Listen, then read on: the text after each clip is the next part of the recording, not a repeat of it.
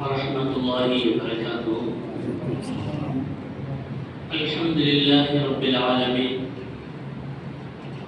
والصلاة والسلام على سيدنا محمد وآله وصحبه أجمعين.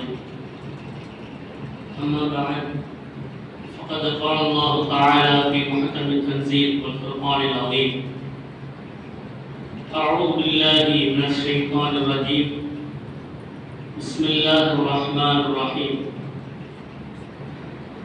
وجاء من أقصى المدينة رجل يسعى قال يا قوم اتبعوا المرسلين. وقال أيضا: وما آتاكم الرسول فخذوه وما نهاكم عنه فانتهوا. صدق الله العظيم. وقال نبينا صلى الله عليه وسلم: بعثت لأتمم مكارم الأخلاق، أو كما قال عليه الصلاة والسلام. அழகிலா அன்பும் இலகுமோர் இறையின் இனிய பெயர் போற்றி என் வார்த்தைகளை துவங்குகிறேன். கணியங்கள் நிறைந்த அல்லாஹ்வின் நல்லடியார்களே, பாசம் நிறைந்த உலமா பெருமக்களே, பெரியோர்களே, சகோதரர்களே, வெளியே இருந்து கேட்டுக்கொண்டிருக்கும் தாய்மார்களே, உங்கள் அனைவருக்கும் அல்லாஹ்வின் அன்பும் அருளும் நபிகள் நாயகம் ஸல்லல்லாஹு அலைஹி வஸல்லம் அவர்களின் ஷஃபாஅத்தும் நல்லவர்கள் மீதும் நம்மவர்கள் மீதும் என்றும் நிறைவாக நிலவட்டுமாக என்று ஆரம்பமாக துஆ செய்து கொண்டு, வாழும் காலமெல்லாம் லா இலாஹா இல்லல்லாஹ் முஹம்மதுர் ரசூலுல்லாஹ் என்னும் திருக்கலிமாவின் அடிப்படையோடு வாழ்ந்து அந்த உன்னதமான கலிமாவோடு நாளை மரணிக்கக்கூடிய ஒரு பெரும் பாக்கியத்தையும் அல்லாஹ் தஆலா நம் அனைவருக்கும் நிறைவாக தந்தருள் புரிவானாக. இறைவன் இல்லமாம் காபா ஷரீஃபையும் இறை தூதர் இல்லமாம் ரோதா ஷரீஃபையும் மீண்டும் மீண்டும் சென்று தரிசிக்கக்கூடிய ஒரு பாக்கியத்தையும் அல்லாஹ் தஆலா நம் அனைவருக்கும் நிறைவாக தந்தருள் புரிவானாக. அன்பிற்குரிய அல்லாஹ்வின் நல்லடியார்களே, பரக்கத் பொருந்திய ஒரு மாதம், முதல் வசந்தம் இன்று பிறந்துவிட்டது. இந்த முதல்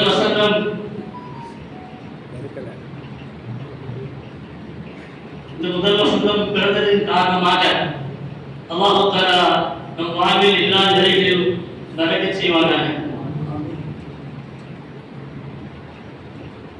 நபிகள் நாயகம் ஸல்லல்லாஹு அலைஹி வஸல்லம் அவர்கள் பிறந்துவிட்டால் உலகமெல்லாம் செழிப்பான ஒரு வாழ்க்கையை மேற்கொண்டிருக்கின்றது. அல்லாஹ் பரக்கத்தை ஏற்படுத்தி இருக்கின்றான், செழிப்பையும் அல்லாஹ் நாட்டில் ஏற்படுத்தி இருக்கின்றான். இன்றைய தினம் நெல்லை மாநகர ஜமாத் உலமா சபையின் சார்பாக நெல்லை மாநகரில் 12 நாட்களும் தொடராக உலமாக்கள் பயான் செய்ய இருக்கின்றார்கள். எதற்காக நாம் இந்த மிலாத் விழாவை கொண்டாடினோம் என்று சொன்னால், நாம் ரசூலுல்லாஹ் அவர்களை சிறப்பித்து பேசுவதன் காரணமாக அவர்களின் புகழ் மேலோங்கவில்லை. நாம் ஸலாத் சொல்வதன் காரணமாக அவர்கள் புகழ் மேலோங்கவில்லை. நாம் நினைப்பதன் காரணமாக அவர்கள் புகழ் மேலோங்கவில்லை. அவர்களை நினைக்க அவருடைய சிறப்பு நமக்கு கிடைத்துக் கொண்டே இருக்கின்றது. நாம் தான் சிறப்படைகின்றோம், நாம் தான் செழிப்படைகின்றோம். இந்த ஸலவாத் ஓதுவோம் என்று சொன்னால், ஸலவாத் ஓத ஓத அல்லாஹ் நம்முடைய உடலில் ஆரோக்கியத்தை கொடுக்கின்றான், மன நிம்மதியை கொடுக்கின்றான், மன நிறைவை கொடுக்கின்றான். இந்த ஸலவாத்தை ஓதுவது கூட நாம் சிலர்கள் பின்தங்கி இருந்து கொண்டிருக்கின்றோம். நபிகள் நாயகம் ஸல்லல்லாஹு அலைஹி வஸல்லம் அவர்கள் இளமை பருவத்தை பற்றி பேசுகின்ற பொழுது இந்த பருவத்தை 3 விதமாக நாம் பிரித்துக் கொள்ளலாம். 3 காலங்கள்: குழந்தை பருவம், இளமை பருவம், முதுமை மாசமுடைய பிறப்பு நமக்கு ஒரு பெரிய சிறப்பு. உலகில் படைக்கப்படும் பிறக்கின்ற எல்லா குழந்தைகளுமே இஸ்லாமிய அடிப்படை தான் பிறக்கின்றது. அதன் பிறந்து வளர்ந்து வருகின்ற பொழுதுதான் அவர் எந்த சமயத்தை சார்ந்திருக்கிறார்களோ வளர்ந்து வருகிறார்கள். ஆனால் எல்லா குழந்தைகளுமே யூதரா புத்தகத்தில் இஸ்லாமிய அடிப்படை தான் பிறக்கின்றது. அதில் எந்த சந்தேகம் இல்லை. குழந்தை பிறந்து அந்த குழந்தை பிறந்தவுடனே ஒரு மகிழ்ச்சி. குழந்தை பிறந்தவுடனே உறவுகளுக்கும் தாய்களுக்கும் பெரிய மகிழ்ச்சி, ஒரு ஆனந்த பெருக்கு. எல்லாரும் சந்தோஷமடைவார்கள், ஆனந்த பெருக்கில் சிரிப்பார்கள். அந்த பிள்ளை மட்டும் அழுது கொண்டே பிறக்கும். அந்த பிள்ளையை அப்படியே வளர்த்து 4 வயது அடைந்த பிறகு அந்த பிள்ளை ஒரு நாள் ஒன்றுக்கு 300 தடவை சிரிக்குமா. பிறந்த குழந்தை 4 வயது ஆன பிறகு நாள் ஒன்றுக்கு 300 தடவை சிரிக்குமா. அந்த குழந்தை அதன் பிறகு வளர்ந்து வாழ்வத்தை அடைந்து அவன் 40 வயது அடைந்த பிறகு அந்த மனிதன் ஒரு நாளைக்கு 4 தடவை சிரிப்பானா. 4 வயது குழந்தை 300 தடவை சிரிக்கும். ஆனால் 40 வயது அடைந்த பிறகு அந்த மனிதன் 4 முறை சிரிக்கின்றார். அவன் எல்லாம் மாற்றம் அடைந்து குழந்தை பருவத்துக்கு அடுத்தால ஒரு பருவம் இளமை பருவம், டீனேஜ் சொல்வார்கள். அந்த டீனேஜ் பருவத்தை எடுத்துக்கொண்டால் 13 to 19 7 வருடம் டீனேஜ். அந்த டீனேஜ் வாழ்க்கை எப்படி இருக்கும் என்று சொன்னா, எதையெல்லாம் ரசிக்கின்றதோ, மனம் ரசிக்கின்றதோ அங்க போய்கிட்டே இருக்கும். எதையெல்லாம் விரும்புகின்றதோ அது அடைய நினைக்கும். எதையெல்லாம் பார்க்கின்றதோ அது கிட்ட போய் பார்க்க ஆசைப்படும். இதுதான் அந்த டீனேஜ் வாழ்க்கை. இன்னும் சொல்ல போனால் இந்த டீனேஜ் வாழ்க்கை எப்படி இருக்கு தெரியுமா? ஒரு பெரிய பள்ளம், நம்ம பள்ளிவாசல் அந்த ரோடு வரைக்கும் ஒரு பெரிய பள்ளம் இருக்கு. நம்ம இறங்கி போக முடியாது, நடந்து செல்ல முடியாது. இந்த பள்ளிவாசல் வாசலுக்கும் வெளிவாசலுக்கும் பெரிய கண்ணாடி பாலம் போட்டு, கண்ணாடியா அமைக்கின்ற பாலம் போட்டிருக்கின்றது. அந்த பாலத்தின் நம்ம எப்படி நடந்து போனோம்? ஒரு ரத்து தொழுகை கொண்ட பிறகு அந்த பாலத்தை, கண்ணாடி பாலத்தை கடந்தாதான் வெளியே செல்ல முடியும். அப்ப நம்ம கண்ணாடி பார்க்கும்போது கீழே பெரிய பள்ளம், கண்ணாடியில் அப்படியே தெரியும். நாம எப்படி போவோம்? சாதாரணமா நடந்து போக முடியுமா? முடியாது. நம்ம வெகுவா என்ன செய்வோம்? ஸ்டெப் ஒரு விதமான பயம் ஏற்படும். ஒருவேளை நம்ம கால் தவறி கண்ணாடி உடனே உள்ளே விழுந்துருவோமோ, நமக்கு ஆபத்து எழுதுமோ, இப்படிதான் ஒரு விதமான பயத்தோடு நினைச்சுவோம். ஸ்டெப்பா மெதுவா நடந்து போவோம். இது போலதான் டீனேஜ் வாழ்க்கை. இளமை பருவம் ரொம்ப மோசமான ஒரு பருவம். எதையும் நேசிக்க துடிக்கும், எதையும் கை வைக்க துடிக்கும், எதையும் பார்க்க துடிக்கும். அப்படி ஒரு பருவம். கண்ணாடி மேல் நடக்கின்ற ஒரு பாதையில் எப்படி நடக்கின்றோமோ அது போன்று இந்த வாழ்க்கை அமைந்திருக்கும். அப்படித்தான் வாழ்க்கை. ரொம்ப யோசிக்கணும், ரொம்ப சிந்திக்கணும். இளமை காலங்கள், இளமை பருவத்தை எடுத்துக்கொண்டால் இளைய சமுதாயம் மிக மிக மோசமான நிலையில் சென்று கொண்டிருக்கின்றது. நிறைய செய்திகள் சொல்லிக்கொண்டே இருக்கலாம், நிறைய விஷயங்கள் நினைச்சலாம் சொல்லிக் கொண்டிருக்கலாம். இளைஞர்கள் குர்ஆன் மசாக் ஆரம்பத்தில் ஓத வருவாங்க, 7 வயசு ஆண்டு ஓத வருவாங்க. இப்போ லேட்டஸ்டா ஒரு விதமான ஒரு சூழ்நிலை ஏற்பட்டு அந்த பிள்ளைகள் படிக்கும் போது ஓத வருவார்கள். எப்போ 10ஆம் கிளாஸ் சேர்ந்து விட்டால் அந்த பையன் ஓத வரமாட்டான். நான் பெரிய பையன் ஆயிட்டேன், நான் 10ஆம் கிளாஸ் படிச்சேன், பெரிய பையன் ஆயிட்டேன், அதனால வெக்கப்பட்டு ஓத வரமாட்டான். நாமும் சரியாக கவனிக்கிறது இல்லை. அவன் அப்படி போகும் பொழுது, அவன் 10ஆம் கிளாஸ் தாண்டி போகும் பொழுது மனசு நினைக்கிறான், நாம பெரிய படி ஆயிட்டோம், பெரிய படி படிக்க ஆரம்பித்தோம், எது வேண்டுமானாலும் நம்ம செய்யலாம், நம்மால செய்ய முடியும். அதே நேரத்தில் சில குடும்பத்தில் பார்க்கின்ற பொழுது என்ன செய்யறாங்க? நம்ம பிள்ளை, ஒரே ஒரு பிள்ளை, ஒரு ஆம்பளை பிள்ளை, ஒரு பொட்டை பிள்ளை, அவங்களை குத்தி வளர்த்து அவர் எதெல்லாம் கேட்கின்றார்களோ அதையெல்லாம் வாங்கி கொடுத்து அவர்களை சிறப்பிக்கிறார்கள், கண்ணியமாக வளர்க்கிறார்கள். ஆனால் பிள்ளை நாம நினைப்போம் நம்ம பிள்ளை நம்ம சொல் கேட்காம எதுவும் செய்ய மாட்டான், நம்ம சொல்ல கேட்காம வெளியே எங்கேயும் போக மாட்டான். அவன் வெளியே போய் படித்து வருகின்ற பொழுது ஒரு போன் தேவை, ஒரு செல்போன் தேவை, அதையும் நினைச்சிட்டோம் வாங்கி கொடுத்துருந்தோம். ஒரு நேரத்துல தவறுகளை வெளியே சென்று பார்க்கணும், வெளியே சென்று பார்த்து போவார்கள். தவறுகள் செய்வதற்கு தவறு செய்யக்கூடிய எதை எடுத்துக்கொள்வார்கள் சொன்னா இரவு நேரத்தை ரொம்ப எடுப்பாங்க. தவறு செய்யக்கூடிய அத்துணை நபர்களும் திருடக்கூடியவும் சரி, வேற தவறு செய்யக்கூடியவும் சரி,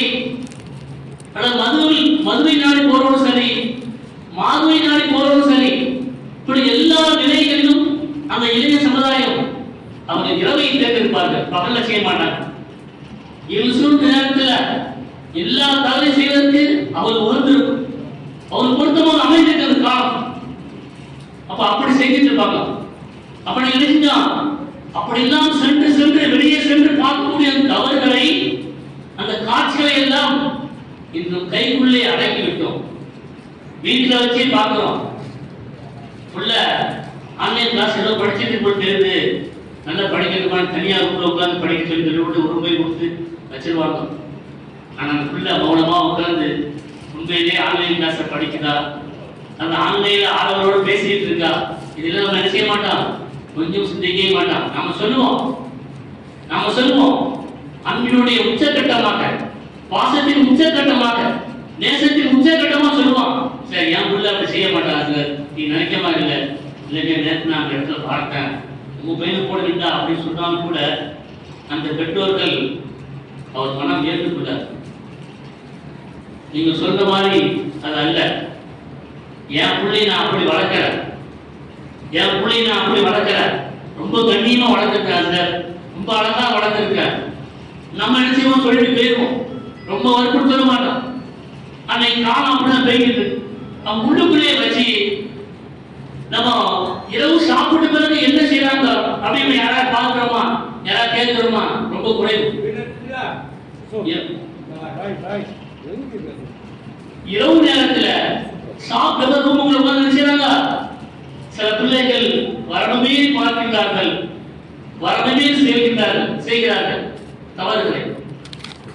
ஆனா சரியான முறையில் அதுக்கு என்ன அடிப்படை காரணம் என்று பார்க்கின்ற பொழுது மார்க்க கல்வியை சரியான மனசில ஊட்டவில்லை, சரியான நேரத்தில் சரியான பக்குவத்தில் இருக்கிற மார்க்க கல்வி என்று பிள்ளை ஊட்டவில்லை. எல்லா ஆர்வத்தை ரொம்ப செல்ல கொடுத்து பிறகு கடைசியில் குடி பிடிச்சா என்ன ஆகும்? ஒண்ணு நடக்காது.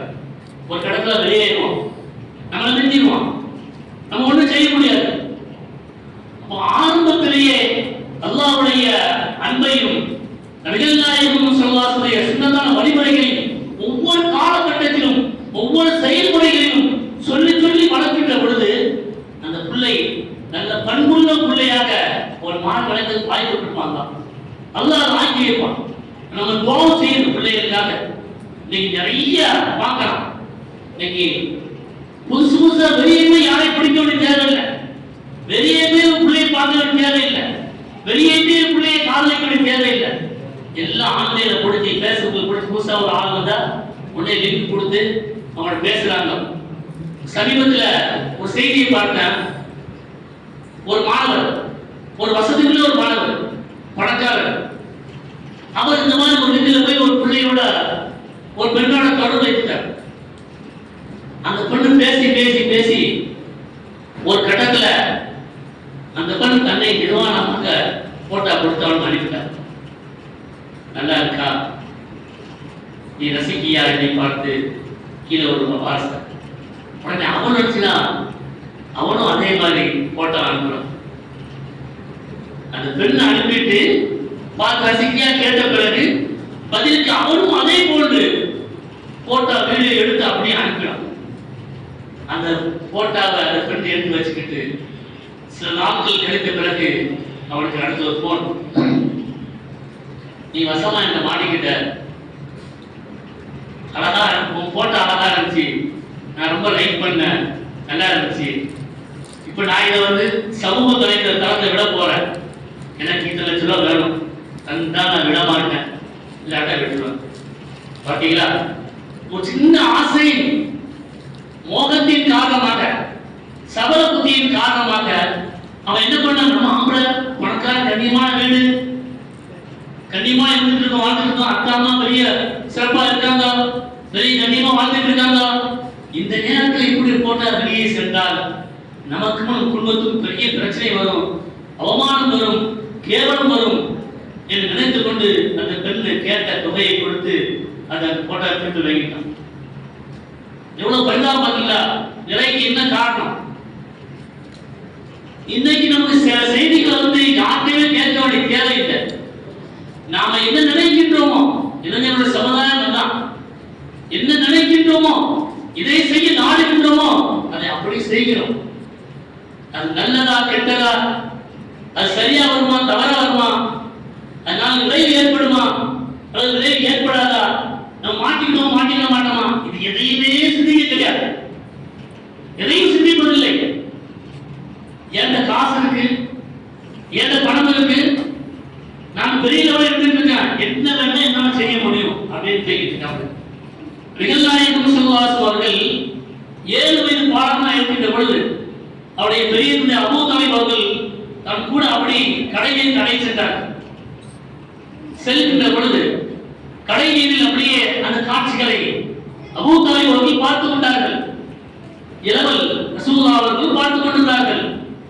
அப்படி பார்த்துக் கொண்டிருக்கின்ற பொழுது பக்கத்தில் ஒரு ஊரில், பக்கத்து ஊரில் இருந்து வான வேடிக்கை சத்தம், கொட்டு சத்தம், கொட்டடை சத்தம், பாட்டுப்படை சத்தம் இப்படிலாம் கேட்டு இருந்தோடனே ரசூலுல்லாஹ் சின்ன பிள்ளை தானே, 7 வயசு, அவங்க சரி பார்க்க போமே அப்படின்ட்டு பெரியத்தாருக்கு சொல்லாம அப்படியே போறான். மெதுவாக அந்த இடத்தை விட்டு அப்படியே நகர்ந்து போய்கிட்டே இருக்காங்க. கொஞ்ச தூரம் போன உடனே ஒரு மரத்தடி வருது. அவர்களுக்கு ரேச தலையை மாறி வந்து தூக்கம் வந்து கொஞ்சம் இறைப்பார்த்தா, மரத்துக்கு நிழலில் உட்கார்ந்து கொஞ்சம் இறைப்பார்த்தாங்க, தூக்கம் வந்தது, நல்லா தூங்கிட்டாங்க. அதிகாலை சூரியன் தன் முகத்தில் விழுந்தவுடன் நிகழ்நாயகம் ஸல்லல்லாஹு அவர்கள் எடுத்து பார்த்தாங்க. ஆஹா, நம்ம எங்க வந்துட்டோம், எங்க இருந்தோம் தெரியலையே, சூரியன் விழுந்துட்ட, இரவு ஃபுல்லா அங்கேயே படுத்திருந்தோம் நினைத்தாங்க. ஆனால் நிகழ்நாயகம் ஸல்லல்லாஹு அவர்கள் சில கண்காட்சிகளை பார்க்க நினைத்தும் கூட அல்லாஹ் அவர்களை போக விடாம பாதுகாத்தார். அந்த காட்சிகளை, அந்த வான வேடிக்கைகளை, அந்த இசைகளை பார்ப்பதை விட்டு அல்லாஹ் நினைச்சான் ரசூலுல்லாஹ்வை பாதுகாத்து கொண்டார். எவ்வளவு பெரிய ஒரு சிறப்பு இருக்குல்ல. இப்படி ஒவ்வொரு நிகழ்ச்சியிலும் ரசூலுல்லாஹ் அவர்களை அல்லாஹ் தஆலா கண்காணித்து பாதுகாத்து கொண்டே இருந்தார். ஒரு தாயை கொண்டு அல்லாஹ் வந்து கண்காணித்து பாதுகாத்து கொண்டே இருந்தார். இன்னைக்கு நாம எப்படி இருக்கின்றோம் அப்படின்னு நினைச்சு பார்க்கணும். படிக்கின்ற பொழுதே ஆரம்ப காலத்திலேயே மார்க்க செய்திகளை, மார்க்க விஷயங்களை கூட்டினால் அந்த பிள்ளைக்கு வளர வளர வளர அது மெலிந்து காட்சி அளிக்கும். அது மரம் போல் பூத்து இருக்கும், வளர்ந்து பூத்துக்கள் காட்சி அளிக்கும். நீங்க நம்மகிட்ட குறைந்து விட்டது. 10ஆம் படிக்க ஆரம்பிச்ச உடனே நினைச்சோம் மக்தப் மாசம் க்ளோஸ் பண்ணிட்டோம். அதை சரியா யாரும் கவனிக்கிறதில்லை. வீட்டிலே வச்சு படிக்க போற நேரத்தில் போகணும், 8 மணி 7 மணிக்கு சாப்பாடு செஞ்சு கொடுத்து பையனை அனுப்பி வைக்கணும், நல்லா படிச்சு வரணும், நல்லா முன்னேறணும், அதுதான் நோக்கம் இருக்கின்றே தவிர அவர் படிக்கின்ற பொழுது, அவர் சென்று வருகின்ற பொழுது எல்லா நிலைகளையும் ரசூலுல்லாஹ் சின்ன சுன்னத்துகளை அமல்களை நடக்க வேண்டும் என்ற ஒரு முயற்சி ஒன்று இல்லை. அதை நினைச்சு பார்க்கணும். ஒரு நேரத்தில் ஒரு ஸ்கூல்ல ஒரு வகுப்புல ஒரு மனுஷன் படிச்சுட்டு இருந்தான். அவன் படிச்சுட்டு இருக்கும்போது படிக்கிற நேரத்துல சரியா படிக்கிற வகுப்புல சரியா படிக்கவே மாட்டான். ஒரு கடத்துல என்ன பண்ணார் வாத்தியார், ஒரு தாள்ல எழுதுறார், இந்த மாணவர் இனிமேல் இந்த கிளாஸ்ல உட்கார்ந்து படிப்பதற்கு லாயக்கு இல்லை, தகுதி இல்லை, அவன் கல்வி ஏறாது, அப்படி எழுதி சீட்டை கையில கொடுத்து வெளியே போ அப்படின்னு சீட்டை கழிச்சு அனுப்பிட்டார். அந்த மாணவர் வெளியே அனுப்பிட்டார். நீ வந்து இனிமேல் மேலும் தொடர்ந்து கல்வி படிக்க நீ லாயக்கு இல்லை, உனக்கு இன்னும் கல்வி ஏறாது, உன் வீட்டில் உட்கார் அப்படி சொல்லி பெற்றோர்களோட செய்தியை சொல்லிட்டு கொடுத்த சீட்டை எழுதி கொடுத்து அனுப்பிட்டார். அவன் மனிதன் பார்த்தான், நம்முடைய வாழ்க்கைய இந்த ஆசிரியர் இருளில் தள்ளிவிட்டார், வாழ்க்கையில் வெளிச்சத்தில் போக முடியாமல் இருளில் தள்ளிவிட்டார், படிக்க முடியாமல் ஆக்கிவிட்டார், என்ன பண்ணலாம் அப்படி நினைத்து நினைத்து நினைத்து யோசனை பண்ணி படிக்காமல் விடையெடுத்து யோசனை பண்ணி மின்சாரத்தை உருவாக்கிட்டான். அந்த மனிதன் மின்சாரத்தை உருவாக்கிட்டான். நினைத்து பாரு எப்படி அவன் வெளியே தந்தான். ஆசிரியர் படிப்பதற்கு லாய்க்கு என்று வெளியே தள்ளிவிட்டார். அவன் என்ன பண்ணான், நம்மள வகுப்பில் ஆசிரியர் வெளியே தள்ளிவிட்டார், நான் முன்னாடி போய் நிற்கணும், அவருக்கு முன்னாடி போய் நிற்கணும், உலகமே நம்மை பாராட்டணும் அப்படி நினைத்து மின்சாரத்தை எடுத்துங்க. இளமை பருவத்திலே அப்படி தயார் செய்து பெரிய லெவல் ஆளாயிடும்.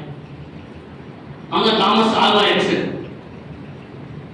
இப்படி நாம் ஒவ்வொரு நிலைகளில் பார்க்கின்ற பொழுது, படிப்பில் இருக்கின்ற பொழுது, மார்க்கல்லையும் சேர்த்து ஊட்டுகின்ற பொழுது அல்லாஹ் நினைச்சா அந்த வழிமுறைகளை வளர்ந்து வருகின்ற நேரத்தில் அல்லாஹ்வுடைய பயத்தையும் நபிகள் நாயகம் ஸல்லல்லாஹு அலைஹி சிறப்பான செய்திகளையும் எடுத்து ஒரு பாக்கியத்தை அல்லாஹ் கற்றுக் கொடுப்பான், அல்லாஹ் ஆக்கி வைப்பான். இன்னைக்கு அது இல்லை. இன்னைக்கு அந்த காலங்கள் அப்படி மாறி போய்கிட்டு, அந்த காலங்கள் அப்படி மாறி போய்கிட்டு. மார்க்களை படிக்கணும்னு சொன்னால சிலர் ரொம்ப இதா இருக்கும், ஸ்கூலுக்கு வேகமா போயிடுவாப்புல, அதே பெட்ரோல் பிரச்சாப்புல வேகமா அனுப்பிடுவாங்க.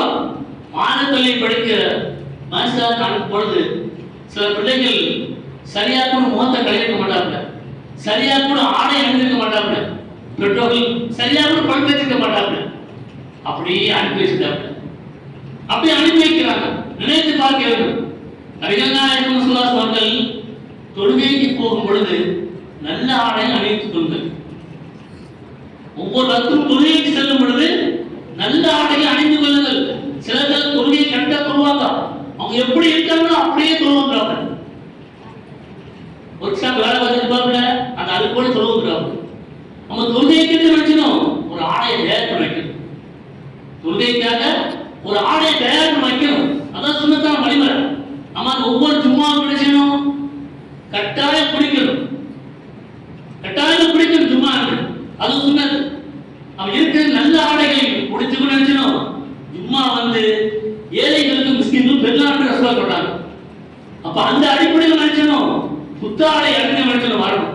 அப்படி வந்தாதான் நான் சொன்ன ரசூலா சொன்னத ஏற்கனவே பாக்கியத்தை அல்லாஹ் கொடுப்பான். ஜும்மா தொழில் முழுமையா ஏற்றுக்கொள்ள பாக்கியத்தை அல்லாஹ் தரும். அதுவுமே இல்லை, ஒரு அலட்சியமான நிலையில தொழுகை கடமை அல்லாஹ் அழைத்து விட்டான், பாம் சொல்லப்பட்டது உடனே தொழுகை போவோம் அப்படி வந்துடுவாங்க. அதுவும் சரியான ஒரு முறை இல்லை, அதுவும் சரியான முறை இல்லை. நபிகள் நாயகம் ஸல்லல்லாஹு அலைஹி அவர்கள் இளமை பருவத்தில் ஒவ்வொரு நேரத்திலும் சில செய்திகளை அவர் சொல்லித் தந்திருக்கிறார்கள், செய்திகளை சொல்லித் தந்திருக்கிறார்கள். நாம் அன்றைக்கு சுன்னத்தான வழிமுறைகளை பின்பற்றி நடக்கின்றோமா? நாம் காலை எழுந்தது முதல் இரவு படுக்கின்ற வரை நாம் செய்கின்ற ஒவ்வொரு செயல்முறைகளுக்கும் நபிகள் நாயகம் ஸல்லல்லாஹு அலைஹி அவர்கள் ஒரு சின்ன சின்ன துஆவை கற்றுத் தந்திருக்கிறார்கள். அத்துணை துஆக்கள் எல்லாரும் தெரியுமா என்றால் அதை நமக்கு ஒரு கேள்விக்குறியா இருந்து கொண்டிருக்கிறது. நமக்கு அதே மாதிரி நினைச்சு ஒரு கேள்விக்குறியா இருந்து கொண்டிருக்கிறது.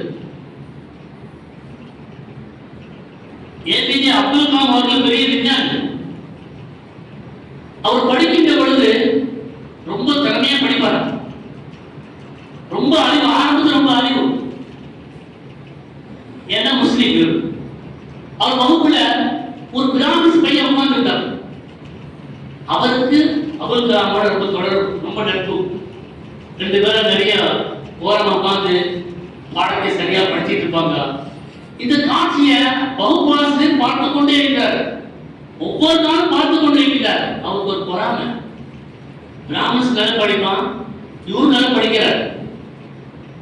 அவருக்கு என்ன நினைச்சாரு, அவன் முஸ்லீமா இருக்கான, இவங்க முடிச்சுதான் முன்னேறுவானா அப்படின்னு சொல்லி ஒரு ஆள் கூப்பிட்டு கேட்டாராம், ஏன்பா நீ அவங்க கூட உட்கார்ந்துருக்க, அவன் முஸ்லீமா இல்ல, அவங்க கூட நீ உட்காராத அப்படின்னு அவனை முன்னாடி போட்டு அப்துல் கலாம் பின்னாடி வச்சுட்டாரு.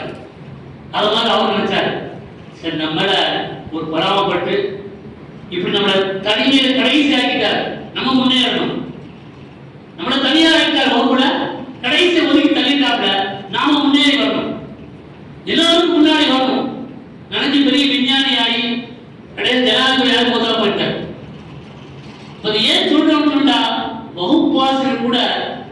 அந்த ஜாதி மதத்தை இந்த பிரித்து பார்த்திருக்காங்க. நபிகள் நாயகம் ஸல்லல்லாஹு அலைஹி எல்லா ஜாதிகளையும் இணைத்து மனிதநேயத்தோடு நலன் என்பதாக நமக்கு சொல்லப்பட்டிருக்கிறது. இன்னைக்கு மனிதநேயம் நமக்கு இல்லை. அப்படி இல்லாத காரணமாக அவர்களை தனிமைப்படுத்தினார். ஏபிஜே அப்துல் கலாம் அவர்களை தனிமைப்படி வகுப்புல ஒதுக்கி வச்சாங்க. ஆனால் அல்லாஹ் அவருடைய முயற்சியை கொண்டு அவரை பெரிய விஞ்ஞானி ஆக்கி சிறப்பாக தமிழ்நாட்டிலே சிறப்பாக்கி வச்சான். இந்தியாவிலே அந்த அளவுக்கு பெரிய ஒரு விஞ்ஞானி, நிறைய கண்டுபிடித்து சிறப்படைந்தார். அவன் கல்வி கற்றுக்கொண்டிருக்கின்ற பொழுதே மார்க்கத்தை நிறைய ஊற்றுகிறார்.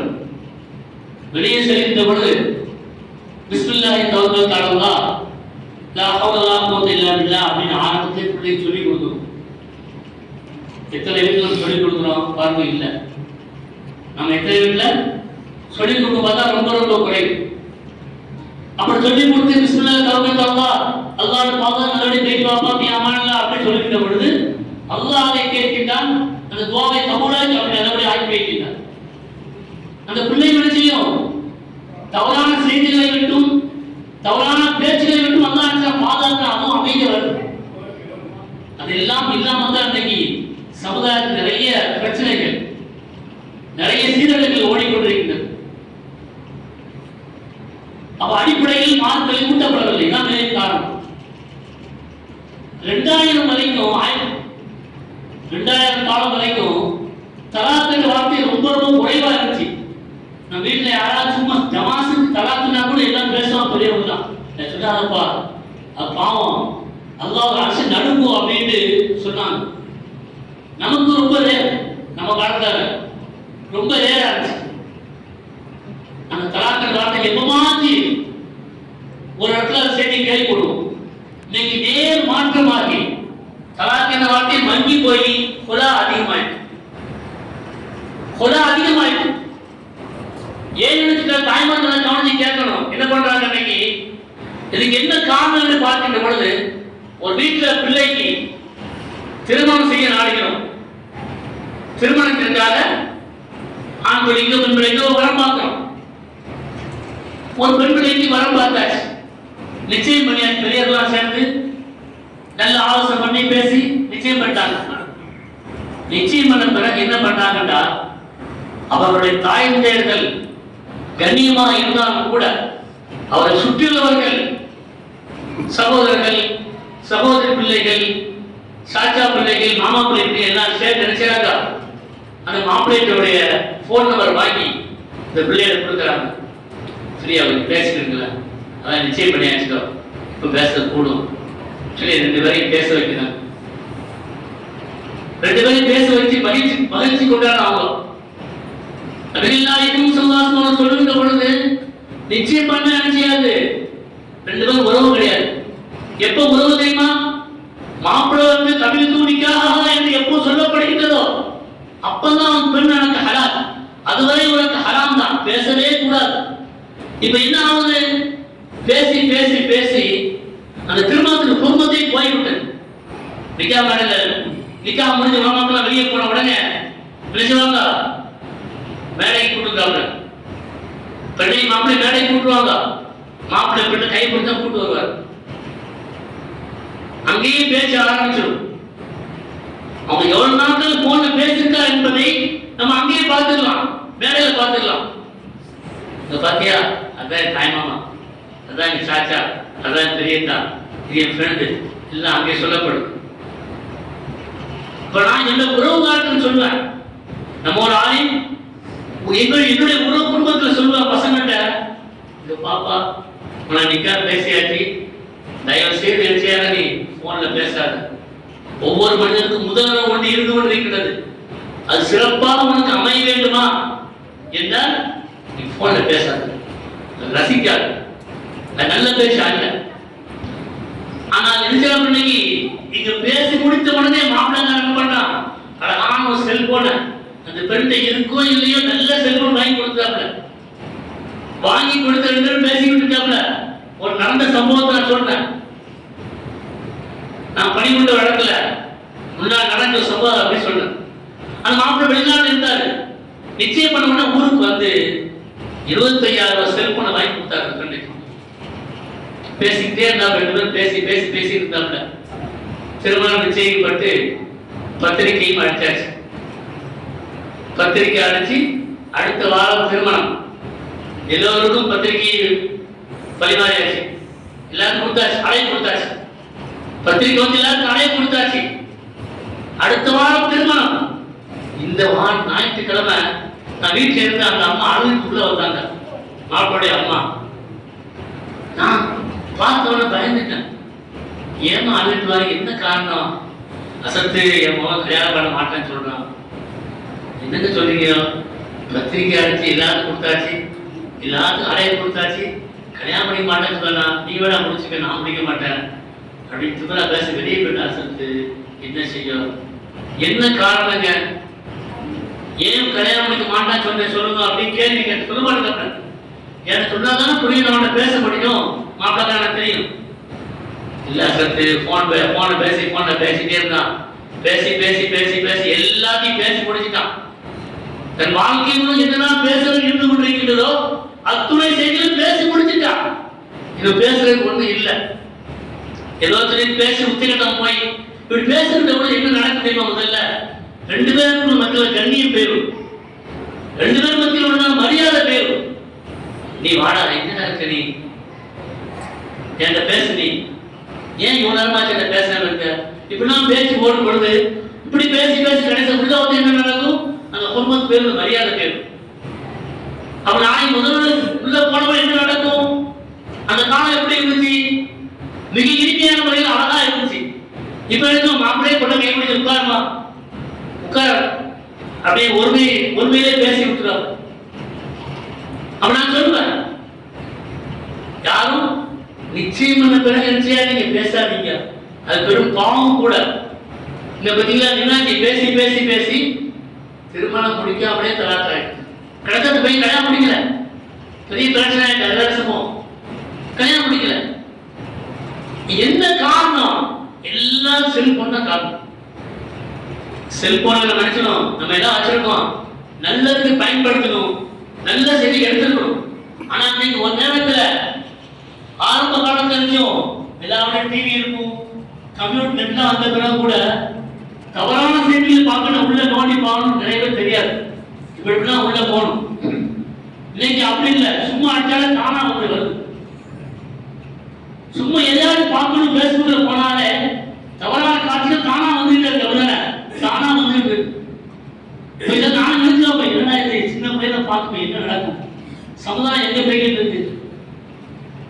அப்ப அதை பார்த்தும் யார் தட்டி விடுறாங்க, யார் தட்டி விடுவாங்க? யார் ஈமானை உணர்வு கொண்டு அல்லாஹ்வை பயந்து வாழ்ந்து கொண்டிருக்கிறார்களோ, அந்த பிள்ளைகளும் அதேமாதிரி வாழ்ந்து கொண்டிருக்கிறதோ, அந்த பிள்ளைகள் மட்டும்தான் என்ன செய்யும்? பயப்படும். இதை வேணாம் தட்டி விடும், அந்த காட்சி மேல தட்டி விடும். அப்ப இன்னைக்கு அது ரொம்ப ரொம்ப குறைஞ்சு போயிட்டு, ரொம்ப மறைஞ்சு போயிட்டு, எல்லாரும் பார்த்து கடந்து வெறுக்கக்கூடிய அளவுக்கு அந்த காட்சிகள்லாம் போயிட்டு. ஆனா இளைய சமுதாயம் அதில் மூழ்கி ரொம்ப தவறில் போயிட்டு இருக்காங்க. நிறைய இடங்களை பார்க்க வேண்டாம். சில ஊர்ல சில இடங்களுக்கு நான் போய் பார்த்துருக்கேன். அந்த இடம் மட்டும் இருட்டா இருக்கும் தெருக்குள்ள. சில நேரம் எப்பமாச்சும் அந்த வழியா பைக்ல போனோம்னா 4 பேர் பாட்டில் வச்சு உட்கார்ந்துட்டு குடிச்சிட்டு இருப்பாங்க. நல்லா பார்க்கணும். நமக்கு பெரிய ஒரு வருத்தமா இருக்கும், நமக்கு வருத்தமா இருக்கும். அப்ப நம்ம பிள்ளைகள் தான் இன்னைக்கு மதுபானத்தை விட போதைத்தான் நிறைய இளைஞர்கள் அடிமையாக வாழ்ந்து கொண்டிருக்கிறார்கள். இளைய சமுதாயம் தவறான வழி நோக்கி சென்று கொண்டே இருக்கின்றார்கள், நரகத்தில் விழுந்து இருந்து கொண்டிருக்கின்றார்கள். நம்ம அவர்களை பாதுகாக்கணும், உணர்வை ஊட்டணும், ஈமானை உணர்வை ஊட்டணும், இஸ்லாம் என்றால் என்ன என்பதை விளக்கி சொல்ல வேண்டும், மார்க்கத்தை சொல்லிக் கொடுக்க வேண்டும். நாம் அன்னைக்கு அதிலையும் நிறைய நம்ம செஞ்சிருக்கோம், பெண்மைக்கு இருக்கோம். மீண்டும் சொல்றேன், தயவு செய்து நிச்சயாதீங்க, தாய்மாரெல்லாம் கவனமா இருங்க. இன்ஷா அல்லாஹ் நம்முடைய உங்களுடைய பிள்ளைகளுக்கு திருமணம் நிச்சயிக்கப்பட்டால் போன் மட்டும் பேச அனுமதிக்காங்க. சட்டப்படி இது ஹராம். நபிகள் நாயகம் ஸல்லல்லாஹு அலைஹி வஸல்லம் வார்த்தைக்கு இணங்க சட்டப்படி இது ஹராம்.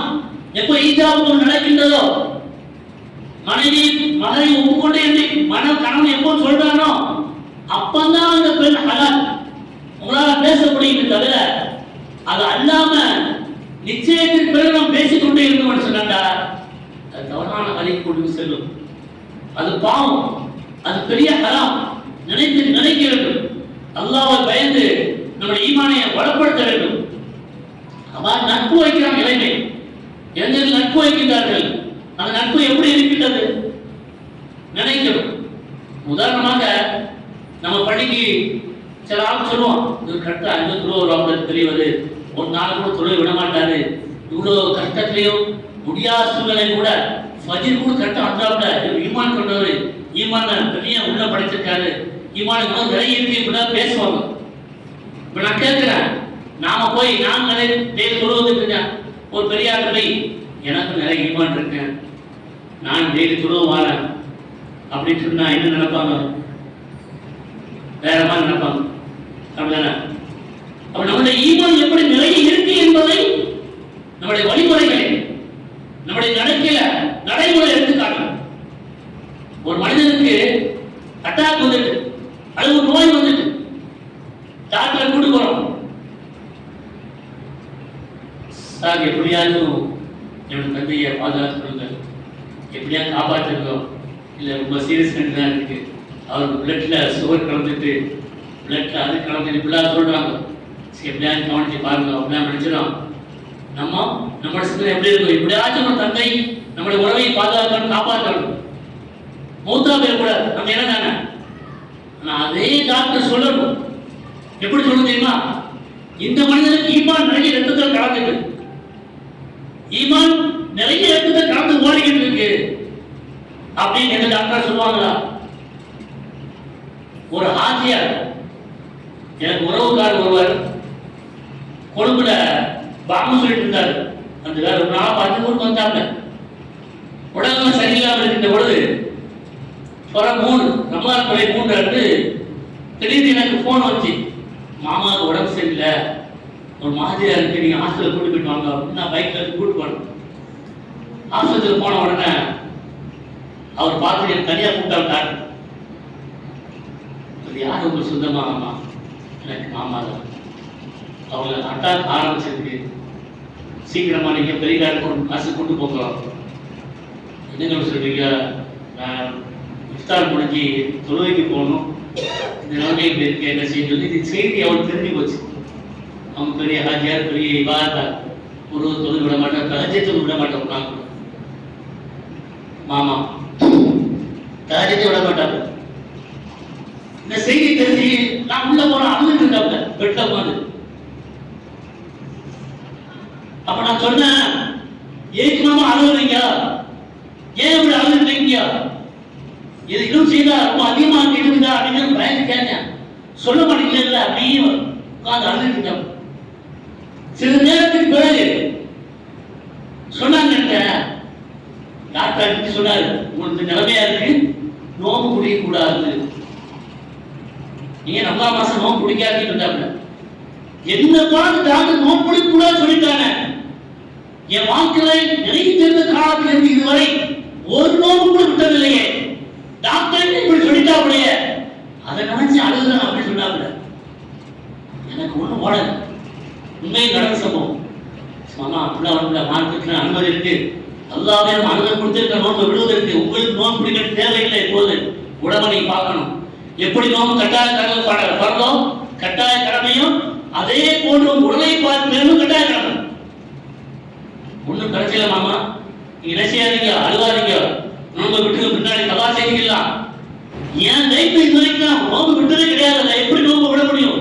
மீண்டும் அதே சொல்லிட்டு இருக்காங்க, மீண்டும் அதே சொல்லிட்டு இருக்காங்க, சொல்றது கேட்க மாட்டாங்க. நம்ம டாக்டர் அடுத்த ஊசி போட்டாரு, சரி நான் தூக்கத்தை ஊசி போடுற, அந்த விளக்கூட ஊசியை போட பாடு பார்ப்போம் சொல்லி அந்த அட்டாக்குடைய ஆரம்ப ஸ்டேஜுக்கு ஒரு ஊசி போட்டு அது படுக்க வச்சாங்க. இதுதான் ஈமான். அப்படின்னா இப்ப நம்ம தானாக போய் ஒரு நபர்கிட்ட போய், எனக்கு நிறைய ஈமான் இருக்குங்க, நானும் முஸ்லீம்ல நிறைய இருக்கேன், நான் தொழுகை விடாம தொழுதுட்டு இருக்கேன் அப்படின்னு சொன்னோன்னு சொன்னா என்ன செய்யாது? அது ரசிக்காது. அடுத்தவர்கள் போய் சொல்ல வேண்டும் ஈமான்தாரி தொழுகையாளி என்று அப்படியே அடுத்தவன் சொல்லணும். அப்படி சொன்னாதான் நிச்சயம் அல்லாஹ் அதை நேசிப்பான், அல்லாஹ் அதை கபூல் செய்வான். அவருடைய நட்பு கூட நபிகள் நாயகம் ஸல்லல்லாஹு அலைஹி அவர்களுக்கும் அபூபக்கர் பரிசு நட்பு. அந்த மாதிரி நட்பு யாரும் கிடையாது. நட்பு எப்படி இருக்க வேண்டும்? நட்பு எப்படி இருக்க வேண்டும்? நல்லவன் ஒரு ஈமான் நட்பு கொள்ள வேண்டும், ஒரு நல்லவர்கள் நட்பு கொள்ள வேண்டும். அது அல்லாமல் தீயோடு நட்பு கொண்டால் அவனுடைய உள்ள செயல்களும் அவனுடைய எல்லா செயல்களும் அதிகமாக வந்துடும். அந்த நட்பு பற்றி சொல்லும் பொழுது ஆங்கிலத்தில் இப்படி சொல்வார்கள், friendship is the rainbow between two hearts, sharing 7 days, love shared, happy, true, fight secret, helping friendship. friendship எப்படி இருக்கணும் என்பதற்கு ஆங்கிலத்தில் ஒரு ஆள் சொல்லியிருக்காங்க. அந்த ரெண்டு இணைகள் மத்தியில் நெருக்கமா இருக்கக்கூடிய ஒரு நட்பு, அந்த நட்புல இருக்கணும் 7 செயல்கள் பரிணமிக்க வேண்டும். அந்த நட்பில் 7 செயல்கள் பரிணமிக்க வேண்டும், 7 நிலங்கள் பரிணமிக்க வேண்டும். அன்பு கவலையாக இருக்கும் பொழுது மனுஷனும் அதை பங்கு கொள்ளணும், ஷேர் பண்ணணும். மகிழ்ச்சி, உண்மை, விசுவாசம், ரகசியமாக உதவி செய்தல், இதெல்லாம் இருந்தால் தான் உண்மையான நட்பு. இன்னைக்கு நம்ம என்ன செய்யற நட்புல கூட அதில் குறை இருந்து கொண்டிருக்கின்றது. ஒரு கட்டத்தில் அப்படி மாறி போயிடும், நட்பு கூட இல்லாம ஆகிவிடுகிறது. நட்பு என்று சொன்னாலும் கூட எனக்கு முன்னால் பேச அசரத்தோடு அழகா சொன்னார்கள், கொலிந்தும் தொகைப்பூன் அல்லாஹ் ஃபத்தபிஊனி யஹ்பபுக்குமுல்லாஹ். நபியே நாயகமே, உங்களை நேசிக்க வேண்டும் சொன்னா என்னை நேசிக்க, அல்லாஹ்வை பிரியப்பட வேண்டும் சொன்னா என்ன நீங்க நேசிக்க என்று சொன்னாங்க. அல்லாஹ் சொல்லிட்டான். அல்லாஹ்வை நிறைய நேசிக்கணும். நம்முடைய தாயின் அன்பு, தந்தையின் அன்பு, சகோதரின் அன்பு, சகோதரின் அன்பு, மாமாவின் அன்பு, இப்படி சொல்லிக்கொண்டே போகலாம். எத்தனை நபர்களுக்கு அன்பு இருந்து கொண்டிருக்கிறதோ அத்துணை அன்பை விட, அவர்களெல்லாம் நம்ம மீது கருணை காட்டுவதை விட அல்லாஹ் நம் மீது அதிகமான முறையில் கருணை காட்டும். அந்த கருணைக்கு நம்மை முழுமையாக ஆளாக்க வேண்டும். அந்த கருணைக்கு நம்மை முழுமையாக ஆளாக்க வேண்டும். இந்த காலம், இந்த சிறப்பான மாதம், இந்த மனுஷனுக்கு தொழுகிறோமா அதிகமான முறையில ஸலவாத் சொல்லணும். அல்லாஹும்ம ஸல்லி அலா சய்யிதினா முஹம்மதின் வ ஆலிஹி வ ஸஹ்பிஹி அஜ்மஈன். நம்ம இப்படி என்ன ஸலவாத் தெரிந்ததோ தெரிஞ்ச ஸலவாத்தை அதிகமா ஒவ்வொரு வக்துக்கும் ஓதிட்டே இருக்கணும். ஒரு சஹாபி ரசூலுல்லாஹ் கேட்பாங்க, யா ரசூலுல்லாஹ், சொர்க்கத்துல உங்களோட யார் இருப்பா, என்னோட யார் இருப்பா அப்படின்னு கேட்டோம். ரசூலுல்லாஹ் திருப்பி அந்த மனுஷனை கேட்டாப்புல, சொர்க்கம் போகின்ற அளவுக்கு நீங்க என்ன டேரக்ட் வச்சிருக்கீங்க அப்படின்னு கேட்டாங்க. தொழுகையை முழுமை பெற்றீர்களா? இல்லை. ஈமானில் முழுமை பெற்றீர்களா? இல்லை. நோன்பில் முழுமை பெற்றீர்களா? இல்லை. ஜகாத்தில் முழுமை பெற்றீர்களா? இல்லை. எதுவுமே இல்லாம எப்படி சொர்க்கத்தை போகணும்னு எனக்கு கேட்கிறீங்க அப்படின்னு சொல்லும் போது கேட்டாங்க. அந்த மனிதர் அவர் திரும்பி சொன்னாரா, என்ன எதுவுமே இல்லை யார் சொல்லுவார், இதை நினைக்கல, ஈமான் உணர்வும் இல்லை, மனையை கூட பரிதாசம் ஒதுங்கிறது இல்லை, தொழுகையும் இல்லை, ஜகாத்தும் இல்லை, சதகா இல்லை, எதுவுமே இல்லை. ஆனா உங்கள் மீது நிறைய பாசம் வச்சிருக்கேன், நிறைய அன்பு வச்சிருக்கேன் அப்படின்னு சொன்னாங்க. அந்த மனசு சொன்னாங்க, அப்படியா பரவாயில்ல, அது மருவும் மாமன் அகப்பர், நீங்கள் யாரை வெளிப்படுகிறீர்களோ அவர்களோடு சொர்க்கத்தில் இருப்பீங்க என்பதாக ரசூலுல்லாஹ் சொல்றாங்க. அப்ப நம்ம வாழ்க்கை பொழுது குறைஞ்ச நாள் தான் சொல்லுவாங்க, வாங்கும் விற்காமல் இடைப்பட்ட நேரம் வாழ்க்கை. மௌத் எல்லோருக்கும் வரும், அது எப்படி வரும், யாருக்கு எப்போ வரும் என்று யாரும் சொல்ல முடியாது. ஆனா இப்போ சூழ்நிலை மௌத்துக்கு நேரமும் இல்லை, வயசும் இல்லை. உடம்பைகள் வெளியே போய் பார்த்தா பதினொன்று வயசாக வரல. அப்ப அதுக்குள்ளாக நாம் மரணிப்பதற்கு முன்பதாக அல்லாஹ்வின் வழிமுறைகளில் எல்லா செயல்களையும் ஏற்று நடந்து ரசூலுல்லாஹின் மீது அதிகமான இந்த மாதத்தை நினைத்து, இந்த மாதத்தின் பரக்கத்தை நினைத்து அதிகமான முறையில் அவங்க சர்வா சொல்லி அல்லாஹ்வுடைய அன்பை முழுமையாக பெற்றுக்கொள்ளும் நல்ல பாக்கியத்தையும் நாம் செய்கின்ற எல்லா காரியத்தையும் பரக்கத்தான முறையில் அல்லாஹ் அதை தௌஃபீகாக்கி வச்சு அந்த பரக்கத்தை முழுமையாக்கி வச்சு நிறைவாக்குவதற்கும் நம்மை நாம் தயார்பட்டு கொள்ள வேண்டும். அல்லாஹ் அதற்கு அருள் செய்வானாக என்று சொல்லி வாய்ப்புக்கு நன்றி கூறி விடைபெறுகின்றேன். வாஹிரு தஅவானா அனில் ஹம்துலில்லாஹி ரப்பில் ஆலமீன். அஸ்ஸலாமு அலைக்கும் வரஹ்மத்துல்லாஹி வபரகாத்துஹு.